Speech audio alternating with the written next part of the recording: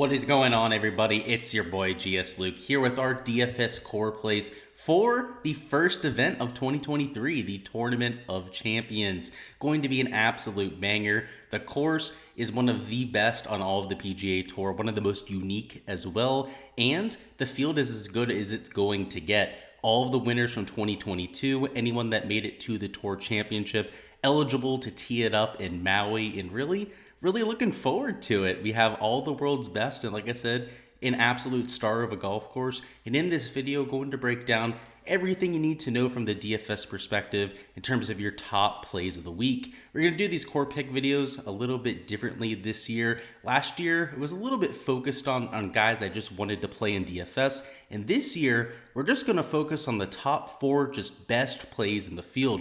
We're not going to consider ownership here on a Monday. We're going to go through who the best course fits are, the guys that are coming in with the best form, and ideally, just in a vacuum, if I could choose anybody in the field to play, who would those 4 players be? The idea here is that on a Wednesday, we can, use this information to try and make some decisions. If somebody is just moderately owned, there'd be a great spot to get over the field on. But if one of these 4 players ends up being mega chalk, well, then that's where decisions have to be made, because in PGA DFS, a sport that is so random, if one of these 4 players ends up being like 25-30% owned, well, then they end up being a relatively easy fade. Now, in this sort of field with only 39 players, the mark might be closer to like 40, maybe 45% because it's so condensed, but you get the idea, right? These 4 players probably should be chalky going into the week because they're the quote-unquote 4 best plays in the field. But if for some reason they're going a little bit under-owned or a little bit underutilized by the field, they should be players that you're trying to jam into lineups. So with that being said, let's go ahead and get this thing rocking here in 2023. Before we hop into these core plays, let's go ahead and make sure we're on the same page when it comes to our key stats. Of course, I do a whole course breakdown on the channel, but if you haven't had a chance to see it, well, here's the Spark Notes version. In general, before we go stat by stat, I do want to mention the emphasis on long-term form over short-term form. We're looking at a long extended break. For many players, it's been 4 or 5 weeks since they've played competitively. Some of them, they've only played once or twice since the President's Cup, since last year's playoffs. Most of them have gone 3, sometimes 4 starts in over that stretch, and a few of the grinders have obviously gone out there and tried to take advantage of as many starts as they can. But for your top-end players, Tournament of Champions, caliber type players, many of them don't have starts to go off of. So when we're looking at modeling, when we're trying to look at quote-unquote recent form, it can be extremely, and I mean extremely random. It can have a lot of noise in it. It can be volatile. It can be extremely misleading as well, because you got to think when we're in the heat of the PGA Tour schedule, right there in the spring around the players, Florida swing, West Coast swing, where you have all those premium events. All of the top players are going to be playing, a similar schedule. Now, they may take off an event here and there, but for the meat of the PGA Tour schedule, when we're looking at recent form, it gives you a pretty good idea on an even playing field how guys are playing. Whereas, as of right now, you have a few guys that have played in plenty of these weak field fall events that look like absolute superstars. Cough, cough, somebody like a Brian Harmon, a few other guys down there in the 6K and 7K range, that the shots gained metrics are giving them a little bit too much credit. That also includes a few players that played on the European Tour that are getting a little bit of extra credit there as well. So there's a lot that we have to navigate when it comes to these recent, shots gained metrics, because a lot of the players that maybe didn't play as much are having shots gains being pulled from the last year's season, right? The meat of the schedule. It's the playoffs for players like a Will Zalatoris who hasn't played at all. So to try and maybe treat that differently is just something that's almost impossible to do. So what I've done this week is I'm taking that longer term approach. I'm looking at the last 50, the last 100 measured rounds, and essentially treating players like they're reset after this break, which is, I think, logical. I mean, think about it, right? You haven't swung a club very much. You're not going to do so over the holidays. Perhaps trying to take time to just mentally rest in between the season. I mean, NFL players, baseball players have a solid 4 or 5 month break, sometimes longer on those sports.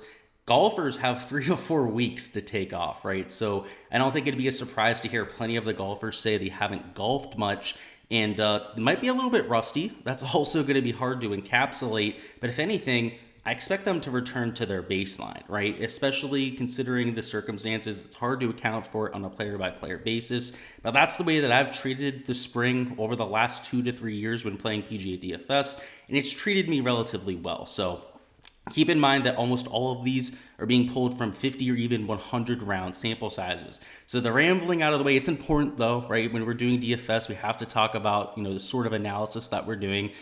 Taking a look at approach play, always going to be important. The note here, the thing that's important to note, right, would be the wedge ranges are extremely important. That 50 to 125 is by far the highest weighted there. Also some of the longer ranges, like that 200 to 225, also the 225 to 250 yard category are weighted a little bit more this week than usual. And I know 2.5% doesn't seem like all that much, but given that those are long iron ranges, you're thinking super long par threes, par fives, it's usually closer to 1.5%, 1% any given week. So 2.5% is quite the bump there.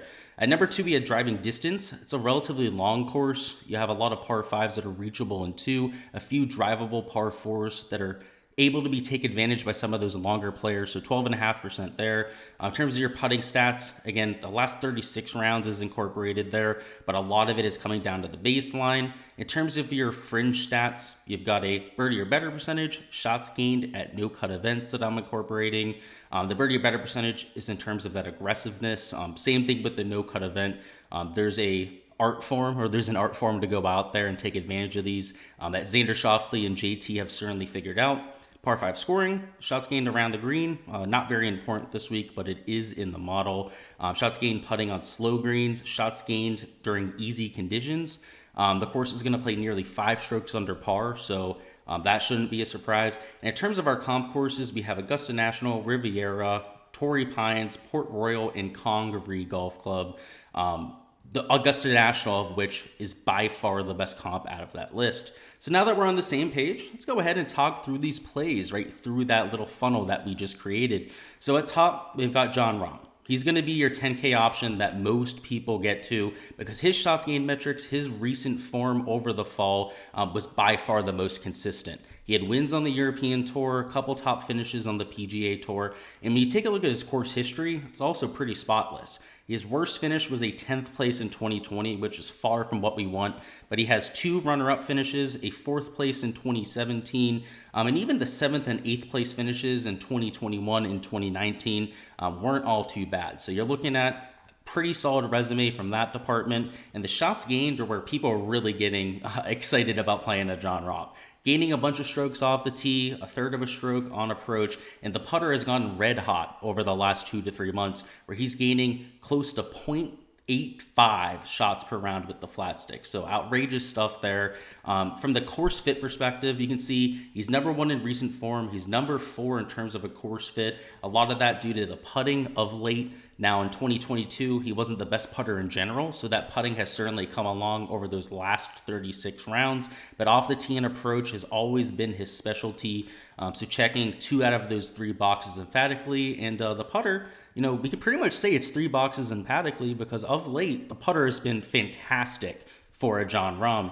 Historically, Bermuda grass has also been his best surface. So I think that a lot of that good mojo could very well continue this week too. The issue is he's undoubtedly going to be chalky. I would expect Jon Rahm to be by far the highest owned player on the slate. So though he's a great play, he's $10,000, you really have to consider the game theory component of this when you're going out there and playing GPPs. In cash, he's a no-brainer play. In single entries, 2 to 3 maxes, it's probably a no-brainer play, to be honest with you. You can find other places to differentiate yourself. But in these large field contests, especially if you're playing 150 lineups, you're going to have to consider whether potentially locking Jon Rahm is something that you're going to want to do. So something that we'll touch on the Wednesday live stream, which I'll remind you is every Wednesday at 7 p.m. Eastern time. I go live talking through everything you need to know, whether it's the weather, of course, whether my player pool has changed, any modeling changes, any questions that you have. It'll be a good time to talk about Jon Rahm, though, when we have an accurate look at what his projected ownership might be.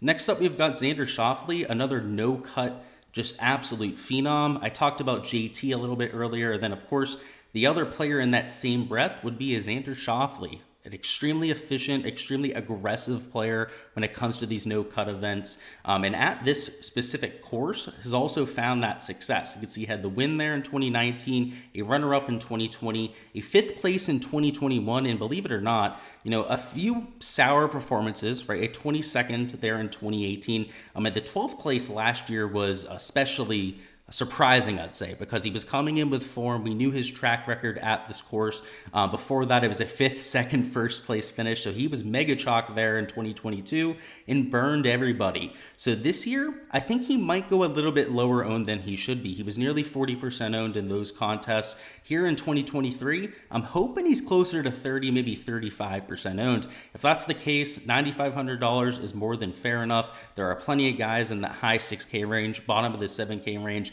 that I'm going to be comfortable playing this week. He's a great Bermuda grass putter. From the shots gained perspective, has been excellent of late, much like a Jon Rahm, gaining across all 4 categories, but most specifically, the off the tee, approach, and putting has been outrageously good. Now, the around the green has just been right around a neutral, but believe it or not, around the green is weighted 0% in my modeling this week. We have 8,700 square foot greens. If you're missing those greens this week, you're going to be in a heap of trouble. So Xander Schauffele looking like a great play across the board, and somebody that I'm hoping comes in a little bit lower owned than he probably should be. Next up, we've got Tony Finau, who's undoubtedly another model pick of the week. You can see here he's my number 3 model pick. There with Xander Schauffele, he was number 4, and Jon Rahm was number 2. Believe it or not, number 1 is not on this list. He's probably going to be super chalky as well, but we can only talk up 4 players. And number 1, just for full transparency, is Tom Kim. He's the perfect course fit. He's the DFS darling. He's undoubtedly going to be chalk. So I decided not to talk about him because I know he's going to be like 45, 50% owned. We'll talk about him on the Wednesday live stream, but somebody that's a little bit more intriguing might be Tony Finau. I think there's a little bit of fatigue in getting to a Tony Finau. We had that stretch where he was winning all of those events. Then I don't even want to say he cooled down. He just came back down to earth, right? Started posting top 5s and top 10s rather than a win every single week. And he's still been excellent. The shots gained metrics speak for themselves. You take a look at it, he's gaining across the board. The around the green play is just marginal, right around 0.2 shots per round. But kind of like a Xander Schauffele, we don't really worry about that at this course. Everything else is perfect. Nearly 3/4 of a stroke per round, off the tee and on approach. And with the putter, almost just unbelievably, the putter has just come out of nowhere and become one of the strength of Tony Finau's game, gaining nearly 0.85 shots gained putting per round, which is just fantastic. If Tony Finau is going to gain like that with the flat stick, we know he's going to be in contention literally every single week. And it just feels like Tony Finau at one of these, elevated no-cut events, it's about time for him to go out there and win one. He's aggressive. He's got that sort of mindset. When he gets hot, we know he can go out there and just torch a golf course. And 34 under won this last year, right? Cam Smith. He might need to shoot 30, 32 under par to win it this year. And Tony Finau definitely has the firepower to get there. He's the only golfer last year to have gained over 17 strokes in a tournament more than once, and he did it 3 times there in 2022. I expect big things from the big guy here, and why not? In the first event this year would not surprise me at all. The last pick we're going to talk about here, again, we can only talk about so many guys up top. Can't give you all of the picks that I'm getting to this week, but again, Tom Kim is he's also going to be one of these quote-unquote core picks that everyone's getting to. But Sam Burns, the form might not be there, but everyone's going to buy into the course fit, and I think it makes a lot of sense. Long off the tee checks that box, much like all of the other players here. The approach play, we know he's one of the better iron players on tour, particularly when he's in hot form, and the putting on Bermuda grass is really what separates him. He's arguably the best putter left on the PGA Tour on Bermuda. Now, last year's winner, Cam Smith, probably, has something to say in that argument, but he's on live now. We don't have to worry about that anymore. Sam Burns is the cream of the crop when it comes to Bermuda putting. He's got the ball striking stats to boot, and anytime I'm looking for somebody kind of like a Tony Finau to get to like 30 under par or like 20 under par for a regular PGA Tour event, you got to love Sam Burns. He's got that kind of firepower to take a course to 7 to 8 under par. And of late, the stats haven't been great, so this is kind of the saving grace here. This is probably what keeps Sam Burns from being mega chalk. I mean, Tony Finau, he's got like all of the reasons for people to play him. Maybe that fatigue keeps him like right around like 30, 35%. Xander Schauffele, hopefully that 12th place finish keeps his ownership around like 30, 35. Sam Burns, he might be like low owned. I mean, I'm hoping. This is just hoping here on a Monday, right? I'm hoping that Sam Burns is being overlooked this week because this recent form, though it hasn't been ideal, it's been volatile. He's had a few events where he's had trouble keeping it in play, had plenty of penalty strokes that have derailed off the tee. Approach play, same sort of thing. The putter was actually negative, significantly negative over his last 20 rounds for a short little stretch there. So he's rebounded with the putter you like to see, and he's at least back to a neutral with those ball striking categories. So if he's going to come in low owned, I'm definitely going to be all over Sam Burns because from the long term perspective, when we zoom out, right, take a look at the 50 or the 100 round sample size. He's one of the top 10 players in this field. We know that, right? Especially at the beginning of last year, he was just outrageously hot. Was in one of the best stretches of golf that we've seen, won multiple times last year. He's going to get back to that form at some point, and why not after a little bit of a break, 3 to 4 weeks to work on his game.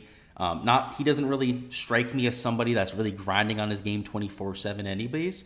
So maybe he's able to shake off that rust a little bit faster than other players. So again, another player we're going to have to track on Wednesday in terms of their ownership, but certainly worth considering as a core pick. Alrighty, fellas, that is all I've got for this week's core plays. Hopefully you like the change in terms of format. It's hard to really tell with ownership. I don't know whether these guys are going to be core pieces. I might pull this early in the week. So just want to make that apparent, right? These should be the best plays on the slate, but if they're mega chalk, we'll discuss it there on Wednesday. But in either circumstance, guys, I really appreciate everybody coming by and enjoying and, of course, supporting the channel here. If you guys haven't already hit that like button, make sure you go ahead and do so. And if you haven't already subscribed to the channel, make sure you do that too so you don't miss any of the content in the future. We'll have a value picks video dropping tomorrow, going over my top 4 plays at the bottom of the board. And then, like I've referenced at least a few times during the video, we'll also have the live stream on Wednesday evening. That'll be at 7 p.m. Eastern time. We'll go over any of your questions there, the weather,